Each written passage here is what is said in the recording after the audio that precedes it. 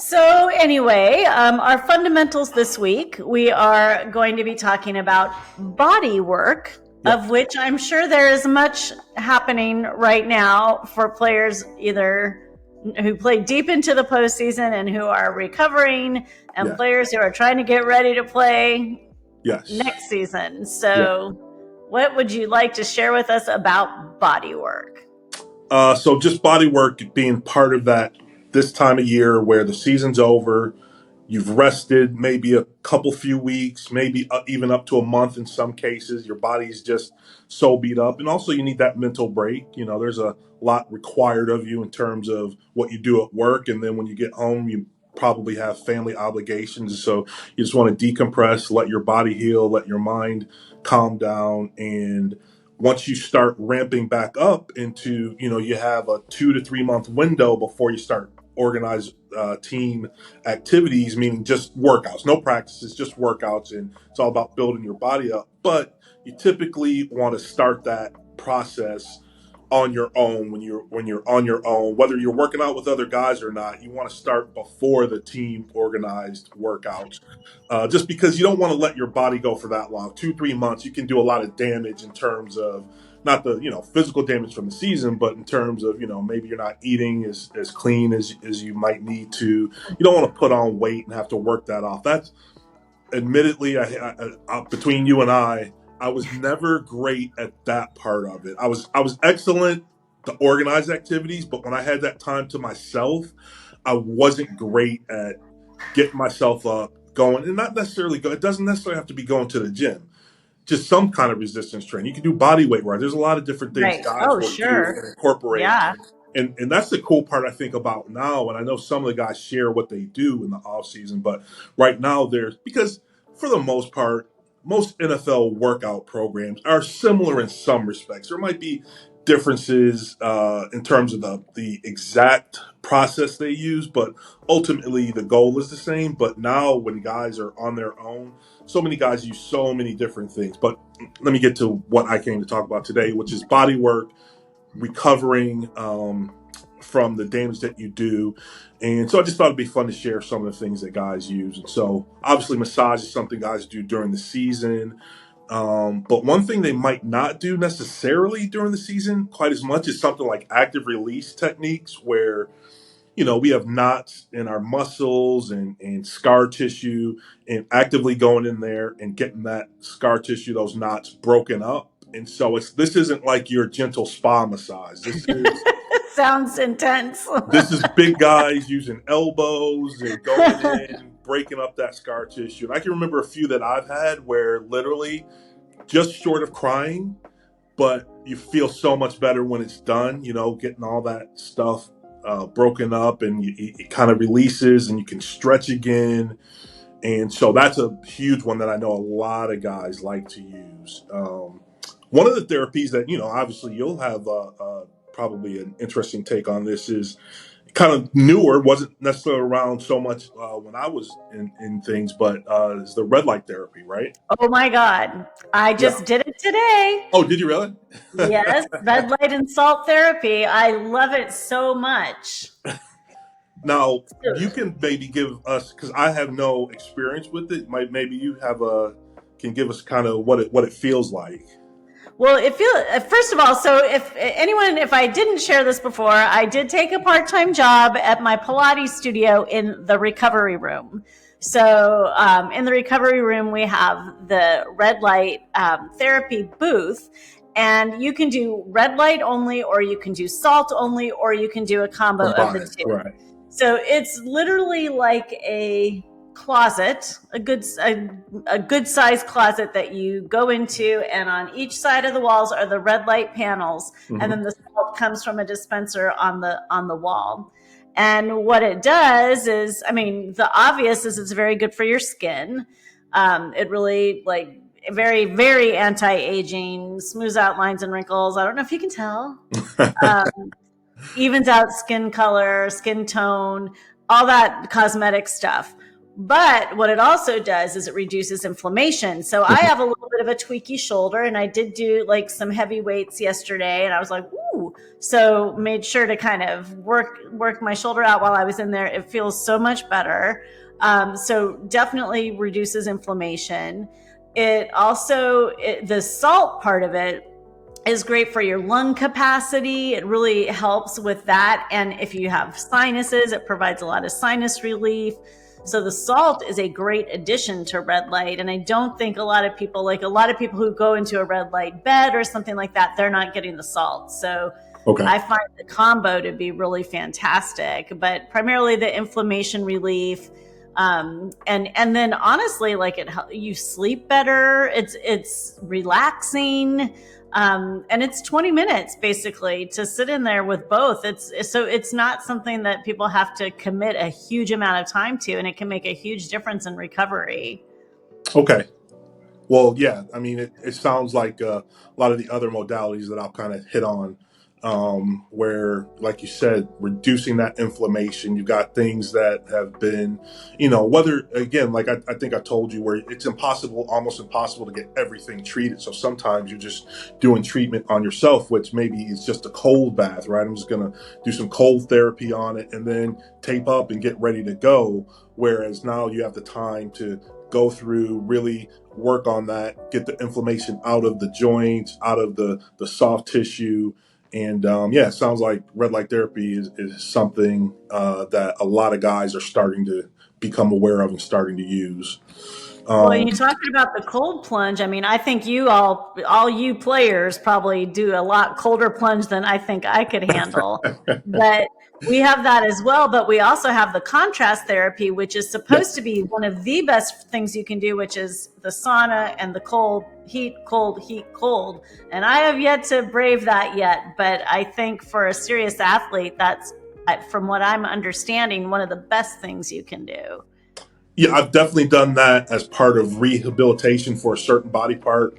Hot bath, cold bath, and you go back and forth, and the contrast is supposed. Again, the biggest thing is about ultimately is about getting blood flow to the body part that you need to be Right. healed, and blood flow is healing, is health.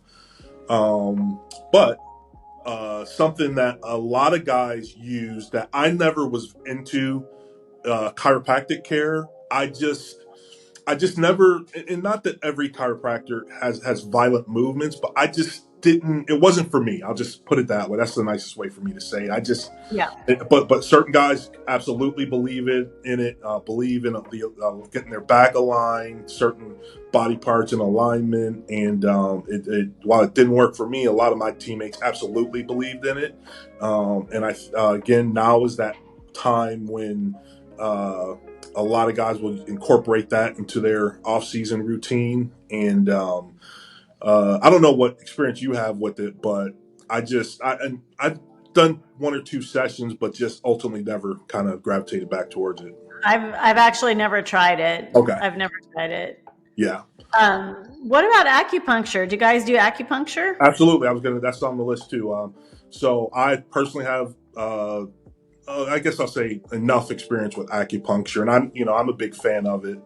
It's not quite what people think. You think about, oh, someone's sticking needles Yeah. in in me, but and it's just not very far. Maybe I'll say a quarter inch into the skin, and this is kind of the part that I don't necessarily buy into. I guess the meridian lines of the body. And again, I don't have enough knowledge. My knowledge base isn't formed enough to necessarily dispute any of it. My acupuncture therapists have all mentioned this and told me, and that's kind of how they decide where. Because if you have an ankle injury, they're not necessarily going to put the needles in at your ankle. They might put the needles in several inches or even a foot up your leg to treat your ankle, right? And so, Yeah. and a lot of it has to do with the meridian lines. That aside, I'm a big fan of acupuncture. So Um, is it something you notice the relief like right away? Is it pretty immediate? it just depends, but in my case, I wouldn't say right in that moment, but over the course of the consistently showing up, in addition to the other things I was doing, I believe it absolutely helped my situation. My stuff was typically always straightforward, kind of like lower leg stuff, at least for the Mhm. acupuncture piece. And so for me, I'm a big fan. I think it works. I know a lot of guys use that in off season. Um, yeah, and I think people, and it doesn't hurt as much as you think either. I mean, it's Right. minimal, Yeah. right? Yeah. It's just It's a freaky. it's It's a just little freaky pinch. to look at. Yeah, yeah. Some people might not want to watch, but it's a little pinch. It doesn't hurt that bad, but I think it does again helping get the blood flow to the area, Yeah. whether it's local or kind of bypasses the local and goes to another area and ultimately ends up. And I guess I get it. I guess I even get it like going up the leg because then the blood flow again starts there and works its way down before it goes back up, right? So maybe that's part of it. Yeah. I don't need to know every aspect of how it works as long as it does work. That was kind of my thing. That's the bottom line. Yeah. Another thing is cupping therapy. Again, getting blood flow to that area, using suction cups, and you use and you don't necessarily. I know when they were very popular initially coming on board, would use kind of a flame to make the suction, but now they just have you automatic little buttons. You push the button and it just causes the suction with the skin, and it gets a lot of blood flow to a very concentrated area. I Um, wasn't really familiar with cupping until I think it was Michael Phelps and like mhm. maybe his last Olympics. So was cupping really a thing when you were playing, or did that kind of come around later, or we just No, became no, aware of it? I'm not going to say it was super popular. I didn't see a ton of guys doing it, but it was definitely something that was used by some of my teammates. And I know it's very popular now. Yeah. You'll be at the gym, and so if you see someone at the gym with a bunch of dark red spots on Yeah. their back, then don't worry, they're not contagious. They just got a couple session, right? So, Yeah. Yeah. um, another one that I had that I really enjoy is compression therapy. So basically, imagine zipping a boot, air compressed boot up to your thigh, covers your feet to your thighs, and then it's compress. They blow it up with air, and it compresses your legs to kind of get out that swelling, get some blood flow Mm-hmm. to the area, and it just helps again with the swelling, the inflammation that guys deal with, and that's just something that you do. All these therapies, none of these therapies probably work if you just go once or twice. It's a Right. series Yeah. of Yeah. it's a series Yeah. of visits and a combination of many of these things, and you get the overall effects, and it's just you know. It's just like your workouts. People who are familiar with working out, you have to be consistent. You have to show up every time, and over time, you really see the benefits of these type of situations. And again, like I said, it's all about getting blood flow to that area. And in this case, Yeah. um, and you can combine it with cold. You can combine it with there's machines that have different wraps for the body parts, but they feed it with cold water, and then they'll wrap the compression over the top of it. Again, lots of, and that's like I said, that's one of the things that I really enjoy is the different modalities that guys will use, the different workouts that they use, and then just the programs, how they all put them together, and with the ultimate goal being the same. But guys have their, Right. hey, this is what I like. I don't care for that one, but this path will get me there as well, right? Yeah, and can you imagine like what would have Mike Ditka, like he'd be like Yes, recovery schmovery, right, but right, it certainly has lengthened the careers of so sure, many athletes, not just football players. And when you realize what, and just as an average person who, as you know, I am a little bit obsessive with my workouts. So I am working out every single day. That recovery piece it really has made me feel so much better just doing it, once or twice a week, just a little something. And here, we have that technology now, and it's so good. It's so good for people. I think part of it is that at the college level, in terms of, I'm talking about NFL guys coming in, I think they're doing such a great job at the college level because these guys are coming in so far ahead of the game from when Yeah. myself and my other rookies came in terms of knowing about taking great care of your body, knowing how to take great care of your body. And I don't think it's just necessarily, I remember how I was at 22, 23. I don't necessarily know that it would have occurred to me because you're young and you recover so easily and you think you got the Yeah. world, in Yeah. the palm of your hand. So that these guys come in so prepared, ready to take on these responsibilities and take care of their bodies in such a great way, I think speaks to the college level that they've gotten exposed to it and that the colleges have impressed upon them how important this aspect of it is. One of the I things. read there was a little article. Arch Manning was talking about his diet Mhm.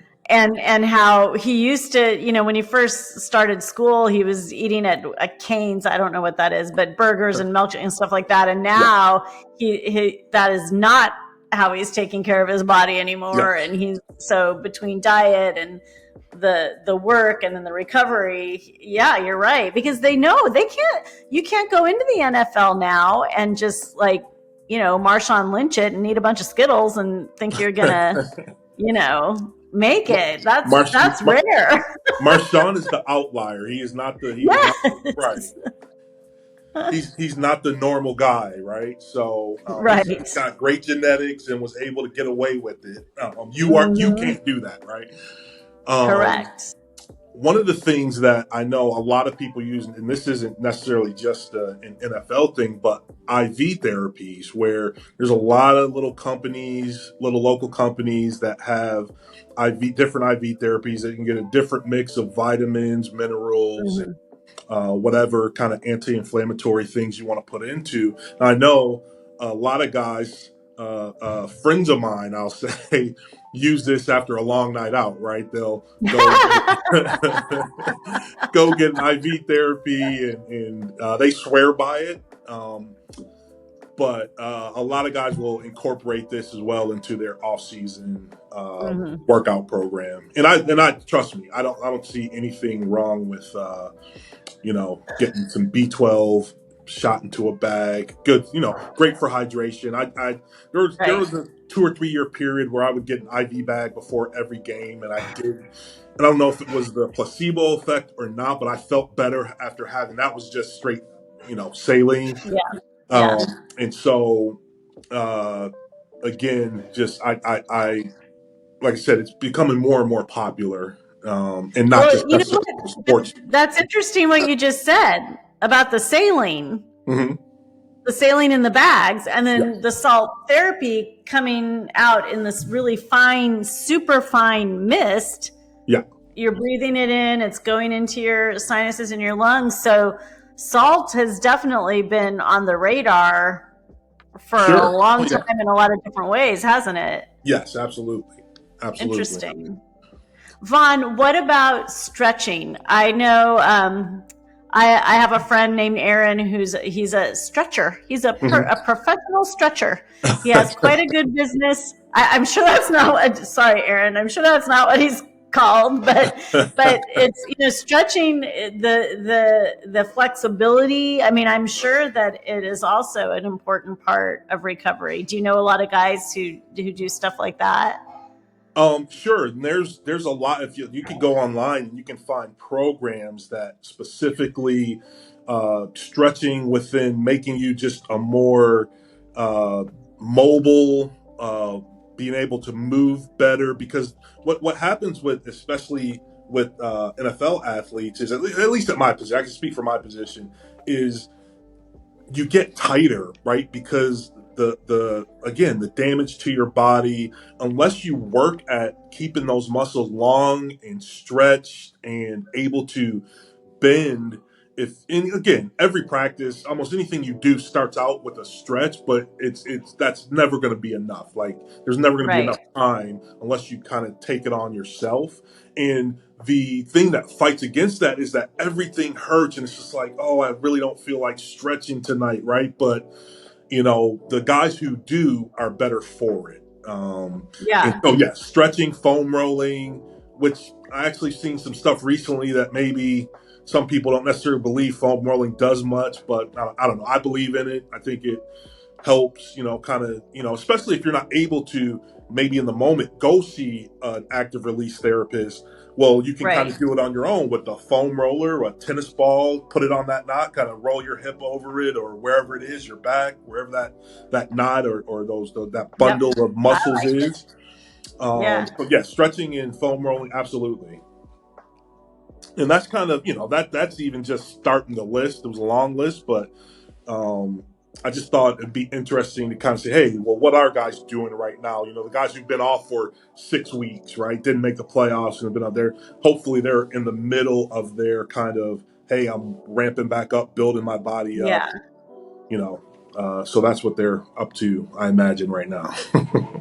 Yeah, well, I love it. So, for those of you, if you're coming to Tampa or if you're in Tampa and you want to experience some of this recovery, give me a Oh, shout yeah. out. Come see me at the recovery room. We won't be pounding on you and like making people cry with their nuts, but we'll put you in that booth and you'll feel real good. Yeah. Well, interesting.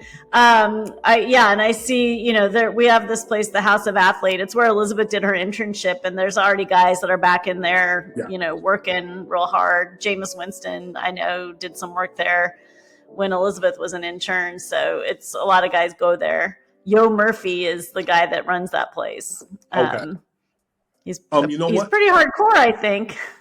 That made me think about, I just wanted to say just very quickly, because sometimes people wonder why things weren't like they were back in the day where the Steelers hated the Cincinnati Bengals. And, after the game, maybe there was a grudging handshake, but you didn't see it really. Well, the reason why a lot of these guys get to know each other beyond the camps when they're young and coming up, but is because places like that, places like Yes. Exos, where guys work out together in the off season and get to know each other beyond their relationship on the field, is a lot of what drives some of what you see after the games. And I know a Yeah, lot of the you're old right. school You're right. guys, yeah, a lot of the old school guys question it, but that's really the reason. It's hard to work out and sweat next to a guy and just not like him for just because he plays a different color jersey. And Well, not to that made me think of mention that. the way things are now, you might be his teammate sooner than Well, later. that's true too.